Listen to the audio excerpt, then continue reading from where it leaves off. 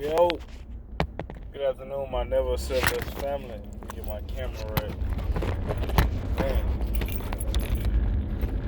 got ugly real quick for us, y'all, and that's okay. It's definitely okay, man. We gotta understand like what we go through, and this is just another sector of adversity.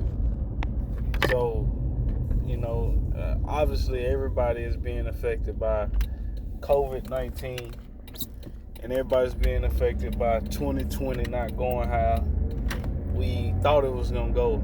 I think everybody came into this 2020 with the rah-rah of new decade, new year, new me, new opportunities, new money, and which that happened for some of us. But I spoke about this on my Facebook, and I'm not gonna dig deep into it because a lot of people, they've already followed me. But it's the year of gratitude, man.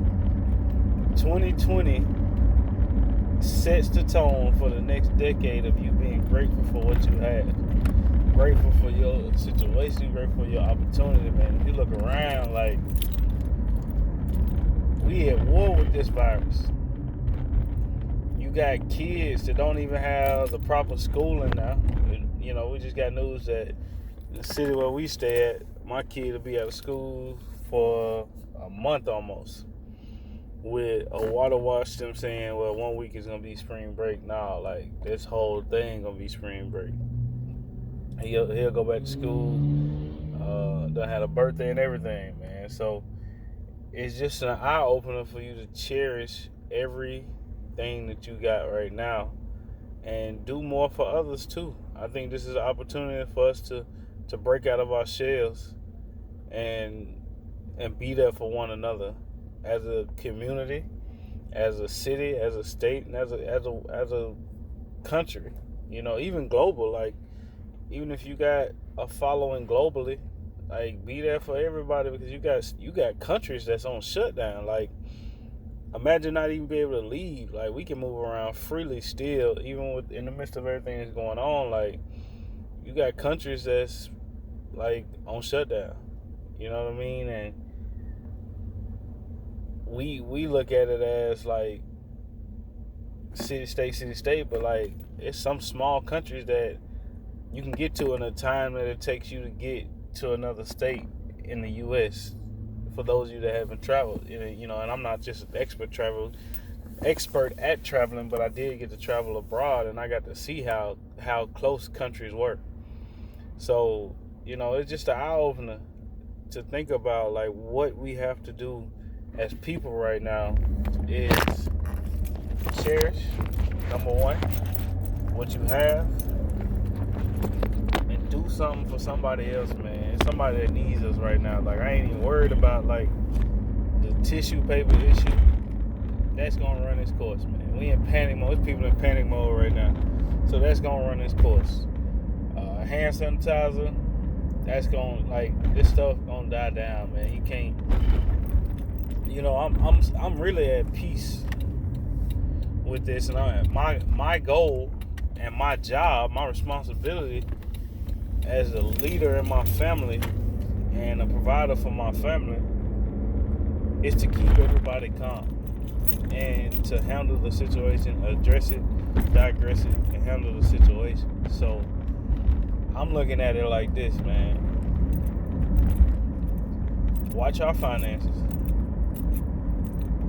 So control our spending, because you never know what's going to happen. You never know. Like, luckily, a lot of these companies are being lenient with bills, but you don't want to be in that situation, because they're not telling you not to pay your bill. They're just telling you that your bill, it pretty much is not going to be due. You're gonna have a double bill. So if you got a cell phone that you don't have to pay this month, just be prepared next month to pay double what you didn't pay. So don't look at it as, oh, I'm just going to slack off and not pay my bills. You need to look at it as, if I got it, let me just go ahead and pay it. Because I think that's what's going to be the downfall of a lot of us. We're going to look at it as, oh, I don't have to pay my bill right now, so I'm going to just take my time and and not worry about it. But nah, it's big. It's way bigger than that. It's like you don't pay now. They're gonna show you love, but it still do. You know what I mean? So let's get out of the habit of using that as a crutch, man. So like financially, couldn't have came at a better time. Like everybody getting their tax money and stuff like that. So it's okay that we can't buy what we used to buy with our taxes. You gotta survive, you gotta live out here. So what's more important is what you choose to do with your financial situation.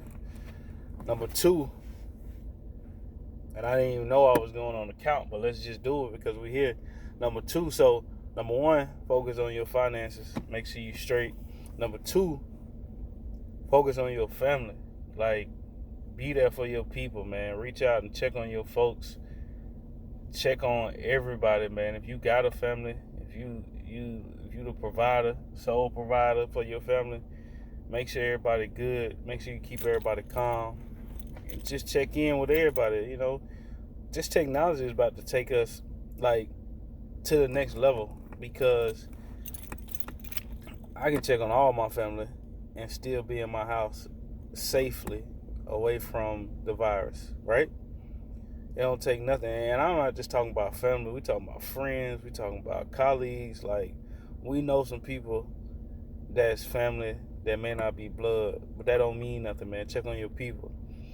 And number three, I've been saying it all week and all years, man. Just be truly grateful for what you have. Okay? Think outside of your normal mindset and understand that people are suffering. And we just 2 or 3 days in, people are suffering. When you think about sports being canceled, I used to work in a sports city. These are jobs that people are counting on to work at these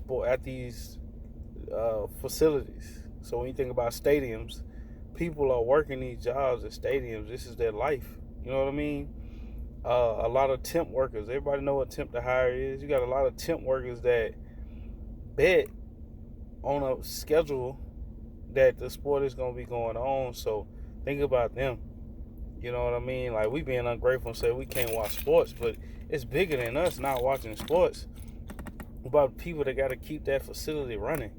What about that guy that we laugh at when he come through with the beer on his shoulder telling jokes? You know what I'm saying? Like, he got a family. He got mouths to feed. Or the person that's checking your stub at the gate, they got to feed. They got somebody they got to feed. Like, let's just stop being selfish and greedy about what we become so accustomed to, and take heed to what this is about to teach us. Like, literally, this is teaching us how to be humble, be grateful, be compassionate, show empathy, and be there for one another. This is what it is, man. So I'm going to leave y'all at that, because I got to run in here and get this stuff and get back home to my family, stop by Walmart and get some stuff. But I'm going to leave y'all with that. Number one, finances. Number two, I forgot what I said, because, like,